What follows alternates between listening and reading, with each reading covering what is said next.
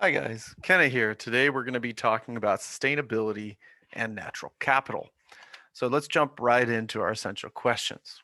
Question number one: what is sustainability and why is it important? This will be a topic that we come back to throughout the course, so we want to make sure we understand this key vocabulary word. And then we're going to be spending a lot of the rest of the term and next term talking about how we can make things more sustainable in terms of our usage of raw materials, energy, etc. Essential question number two: how can we distinguish between natural capital and other forms of capital? If we start thinking in terms of economics, we can really kind of see supply, demand, all these different factors implemented in how we go ahead and assign prices for materials, products that we go ahead and buy. But when we start looking at capital, whether it's the equipment that we buy to go ahead and make the material, whether it's the raw materials that we bring in, what is natural capital and how does that relate to that equation? And lastly, number three, how can we put values on natural capital and control pollution and resource use? Now, I thought I'd start you out today by taking a look at this picture. This is Kimbe Bay, and thousands of people rely on fish from reefs in the Coral Triangle. This is a geographic region that is home to three-quarters of the world's coral species. Now, when we go ahead and try and protect something, in most cases, we try and protect it by keeping people out. So conservation groups have worked really hard to protect these high biodiversity waters. But most conservation programs often work based on the concept of excluding human beings from the environment and natural resources. And these steps, while well intentioned, have negative consequences on the rights of indigenous peoples, such things as forced evictions. And because of this, they fail to recognize that natural custodianship of the environment and ecosystems by these indigenous peoples living in balance with the world around them. Indigenous peoples account for most of the world's cultural diversity. Throughout the world, there are approximately 370 million indigenous peoples occupying about 20% of the Earth's territory. It is also estimated that they represent as many as 5,000 different indigenous cultures. So the indigenous people of the world therefore account for most of the world's cultural diversity, even though they constitute a numerical minority of the total population. And they have relied for most of their livelihood on the natural world around them, but in a way that is not destroying the environment around them. And so, especially in today's day and age, while governments in the world are intensifying their fight against COVID-19 pandemic, indigenous leaders have long sought to make the world pay attention to the link between depletion of natural environment and the rise of disease.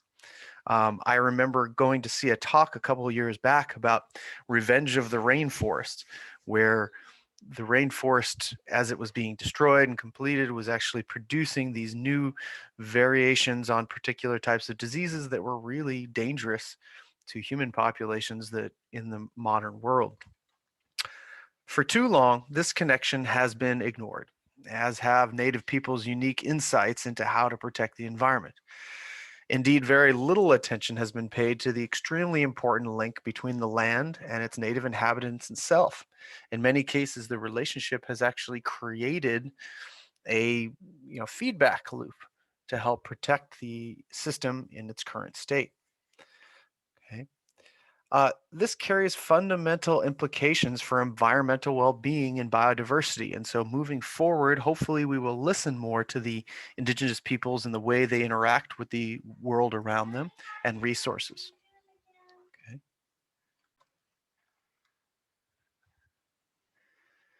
Now, for this particular class, we want to have a couple of goals um, as you're thinking through this so that we can kind of think about where we're going and where we're headed as we start getting more of the material.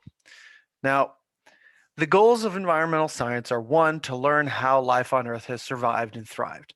We need to understand the relationship between the natural world and us as humans, but also all the other living things that are on the planet.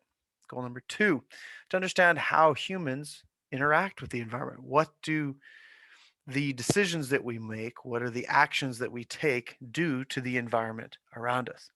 And goal number 3, find ways to deal with the environmental problems and live more sustainably. How can we change the way we interact with the environment to go ahead and make it so there are fewer problems and that we could potentially solve some of the problems that already exist? All right, so here's your first big vocabulary word, okay? And this is sustainability. Sustainability is the ability of Earth's natural systems and human cultural systems to survive, flourish into the long-term future. Okay. So this definition comes from the Brundtland Commission report, Our Common Future, which was published in 1987. So this is the one that I decided to go ahead and use, but hopefully you'll kind of think about what this means. We want to balance the needs of the planet with the needs of the people that live on the planet for both to survive, and not only survive, but to flourish into the future.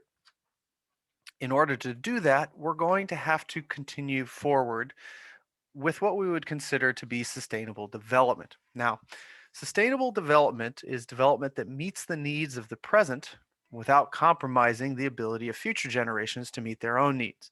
So we keep ourselves going in a meaningful way without impinging on the ability for future generations to go ahead and continue moving forward. There are two key parts to this. One, the concept of needs, in particular, the essential needs of the world's poor, to which overriding priority should be given. Okay, we have a lot of inequities that exist around our planet. And in order to go ahead and talk about needs, we have to think about those things that are absolutely essential for survival and make sure that everybody has access to those first before the creature comforts that we often look at, especially in consumer cultures. And 2, the idea of limitations imposed by the state of technology and social organization on the environment's ability to meet present and future needs. Now, some of this is a little bit more difficult because we can't necessarily predict what the future is going to require. And so we have to err a little bit on the side of caution and make sure that we protect things that may or may not have a role in the future, because we honestly don't know what they may do.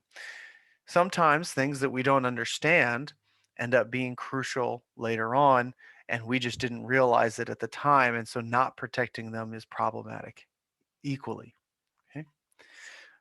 Now, as we're thinking about the present and the future and understanding our place as well as the place of other people, other species on our planet, one of the things I like to take a look at is what's known as the overview effect.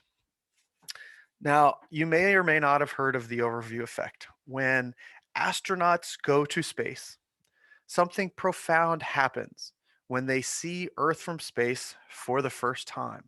This idea of the pale blue dot hanging in the void of space. Now, in this video, we will hear what it's like to see the Earth from orbit, thanks to Colonel Chris Hadfield on Veritasium. This is what is known as the overview effect. Immense sense of awe at the beauty of it all, but also the fragility and sadness that comes with realizing all the problems. So I'll let you watch this and we'll talk a little bit more about it.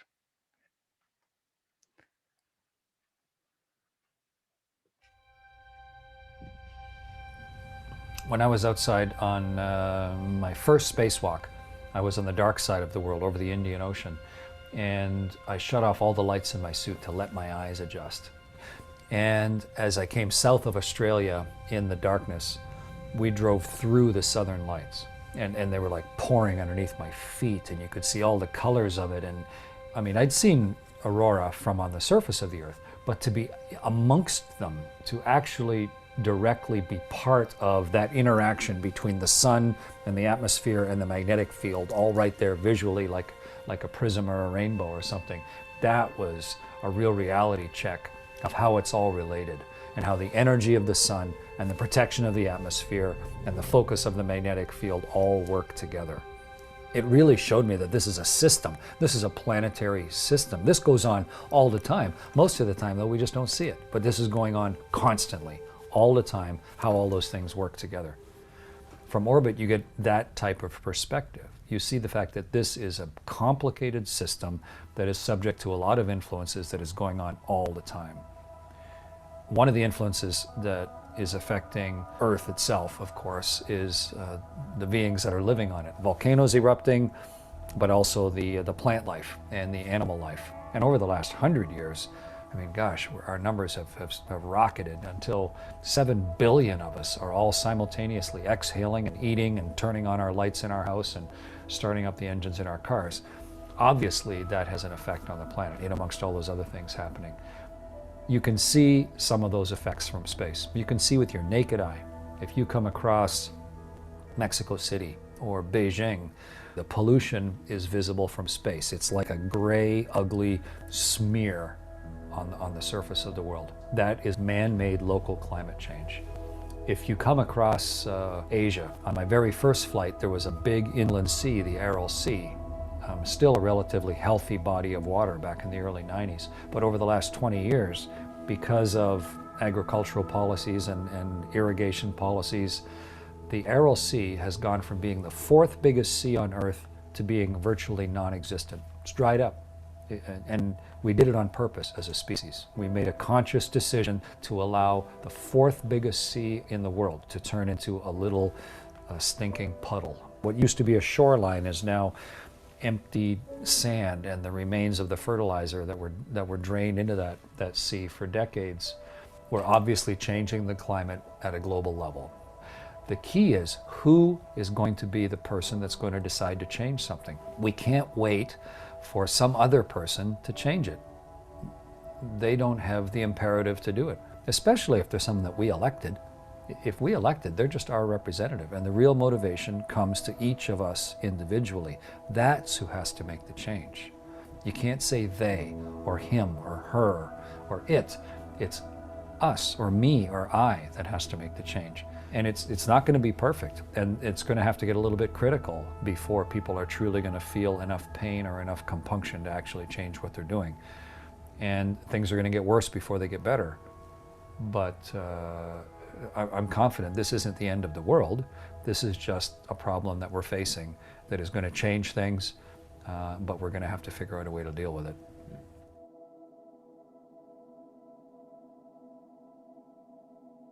I'm just, Got enough light? yeah, I'm wondering if the sun is setting on us there. We can turn.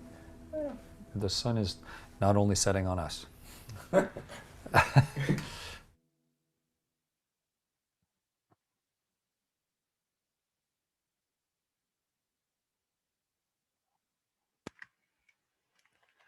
So the picture I've put up here is what's called Earthrise. When astronauts first landed on the moon, they saw the Earth rise like we see the sun rise over the moon, and this is a pretty amazing image. So the overview effect is a cognitive shift in awareness reported by astronauts during spaceflight. When astronauts see Earth from afar for the first time, they describe a shift in awareness after seeing the planet hanging in the void. It's this uncanny sense of understanding the bigger picture, a feeling of the beauty and connectedness of everything on our planet, Earth. This stunning, fragile oasis has protected all of life from the harshness of space.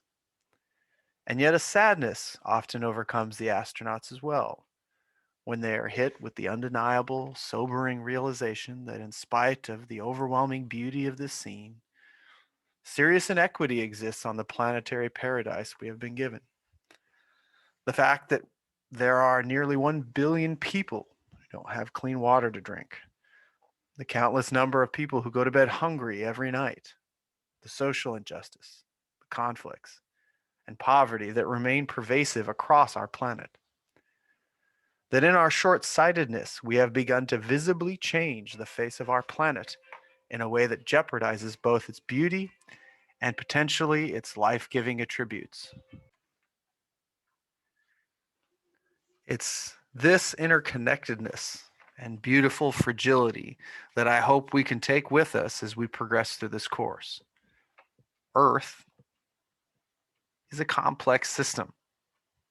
Okay? So if we're looking at Earth and thinking about the overview effect, we have to think about creating a planet that is sustainable. So, what are some of these key factors of sustainability? Well, life on Earth has been sustained for 3.8 billion years by the solar energy coming from the sun. It has created the biodiversity we see on our planet and the nutrient cycling that occurs to keep things going. We depend on the energy from the sun and the natural capital of our Earth to go ahead and keep almost every industry and, in fact, our very livelihoods functioning. And I think we can preserve this moving forward by shifting towards what's called full cost pricing and win-win solutions, if you believe in win-win solutions. Now, full cost pricing we'll talk a lot about throughout this course is the idea that essentially what you pay for a product now does not necessarily include the impact that it has on the health of humans or the environment. And if we can move away from the pricing that we use today and include the value of the destruction in the price of materials, that'll give you a real expectation or understanding of how much something actually costs in terms of how it impacts you. So, environmental science is a study of the connections between humans and and nature and humans. It goes both ways. So, we rely so heavily on our planet, but I think a lot of times we take it for granted. So, let's take a look at some key vocabulary we'll be using moving forward, and you'll want to make sure that you're familiar with these concepts. So, what is the environment? So, the environment is everything around us, both living and non living, the grass, the trees, the air, the water. Okay. All of this is constituted as part of the environment. Environmental science. So, environmental science is an interdisciplinary study of how humans interact with the environment, which draws on tons of different fields from engineering to natural sciences, your biology class that you took before, your social sciences, so the humanities. When we start looking at history, we start looking at sociology, psychology, ethics. All of these are included in environmental science. And then you often hear the term environmentalism, which is not the same thing. I think sometimes they get grouped together, but environmentalism is actually a social movement dedicated to sustaining Earth's life support systems. Now, as we continue to move forward, the big focus for this first unit and beyond is sustainability. And when we study sustainability, we typically look at it in terms of three what we call spheres. The three spheres of sustainability are social, environmental, and economic. And they're shown here in what's called a Venn diagram. And this hopefully represents the interconnectedness of these three spheres because there's definitely overlap. And you may have heard of something similar, but often they use the terms environment, people, and profit.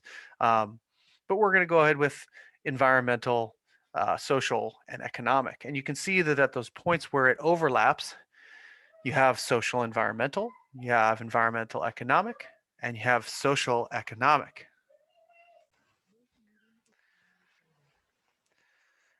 So when you look at these overlaps, whether it's social environmental, environmental economic, social economic, the idea is to get as much of this overlapping area to overlap as possible because that moves us towards sustainability. Okay. So let's take a look at some environmental factors of sustainability. Solar energy seems to be a good one because it supplies nutrients directly and indirectly that are going to go ahead and keep our systems going. This is where our energy comes from for our planet. Biodiversity provides a bunch of ecosystem services, which we'll talk more about in a little bit, and it allows the adaptability of our environmental systems because we're not taking something out that plays a crucial role that we just don't know about yet. And then nutrient cycling, again, trying to remember your biology stuff. You start looking at different nutrients, whether it's carbon cycling whether we're talking about different nutrients that are needed for plant survival, NPK, nitrogen, phosphorus, and potassium. Those are the big ones we typically look at in botany and things like that. Then we go ahead and start looking at some factors of sustainability in terms of society. These include economics, which we've already kind of referred to in terms of our full cost pricing. We'll look at economics definitely as we go ahead and go through. So full cost pricing, remember, includes environmental and health costs of goods and services as well. Political science, we look for win-win solutions. I don't know that there are perfect win-win solutions. There's always some cost, but we can definitely find solutions that are more beneficial for all parties involved than others. And then ethics. What responsibility do we have to protect Earth for future generations, your kids' kids, and moving forward? Next, we look at economic factors of sustainability. Governments, how do we regulate it? Businesses do not always make the decisions that they should to protect things like natural capital, communal resources, and therefore we need to have laws in place to make sure that they do. Profitability, we don't want to make it so that our regulations are at a point where it forces businesses out of their ability to survive. Because if its company is going to survive, it has to make money. And if a company survives, then it provides jobs. And if a company provides income for its workers, this helps to fund other jobs, keeps other sectors open, and provides hopefully livable wages for all the employees while limiting the amount of job loss. So sustainability has a lot of different factors that go into it. It's complex, much in the same way that our planet is complex, in that there are a lot of pieces in this, and we need to try and understand them as the best we can. But ultimately, we're looking towards sustainability. And so, what we want to leave you with today is really kind of looking at this concept of natural capital. So, natural capital comes from two things. One, the natural resources themselves, the things we mine, the things we harvest from our planet, but also the ecosystem services, the jobs that the environment does for us. So, natural resources include the natural materials and energy sources for humans to exist. Uh, we typically look at them as inexhaustible, but they're not in many cases. There are very few that are outside of solar. But then we kind of have to think about them in terms of renewable and non-renewable resources. And we'll talk a little bit about that here in this unit. We'll talk about it more next term when we start looking at uh, energy, okay, energy sources. And then ecosystem services. These are those free natural services provided by healthy ecosystems to support human life and economies. The environment does a good job of cleaning things like the air and water supply so that we can go ahead and continue to use it. Okay. So to give you examples, I have a diagram on the next slide that's going to allow us to kind of explore these different types of natural capital. So Earth's natural capital, remember, is divided into two parts. It consists of natural resources, which are seen here in blue, and ecosystem services, which are seen here in orange. These are things that support and sustain Earth's life as well as human economies. So the natural resources include things like air, water, soil, land, and the life itself. Ecosystem services include things like climate control, air purification, water purification, food production, population control. Um, so keep in mind those differences. Those are both important factors in terms of our survival. We need both of them, but one is the resource itself. The other is the services that that resource provides for us. So what are our challenges and how do we face them moving forward? How do humans degrade natural capital? By using renewable resources faster than nature can restore them, we're depleting the overall supply. Or overloading natural resources with pollution and waste products that make them lower quality and decrease the overall quantity. These things are both bad things that humans do to degrade natural capital. So what can we do to fix it? Well, the best thing we can do is to protect our natural capital. We can use scientific solutions to help us to solve some of these problems. but we have to remember that there are those three spheres of sustainability that we have to meet within. And so it's not just a one size fits all kind of thing. We have to explore all the different aspects. And we talked at the beginning of the notes today about the role of Indigenous people. And so just excluding people completely unilaterally may not be a perfect solution either. And so we have to think about how to balance all these different needs. The best thing you can do is to make a decision to make a change for yourself and do those daily, individual, and local contributions. Grow your own food. Okay, find safer, healthier ways to get to school. How do you do trips? How do you do travel? Using less of things that you don't need. Turn the lights off when they're not in use. These are all solutions you can make to help us protect the natural capital that we have. So the last thing I want to do for today is have you go ahead and watch a video um, called A Bee's Invoice. It's from a series called We the Economy, and answer the question, does money grow on trees? Well, the initial answer is probably no. But if we take a look closer, maybe that's not completely incorrect. Okay, so this is all I've got for you here, but please pop out and go ahead and watch that video, Bee's Invoice, and then go ahead and we'll talk more about that. Okay, thanks guys. Stay healthy, stay safe, and we'll see you soon.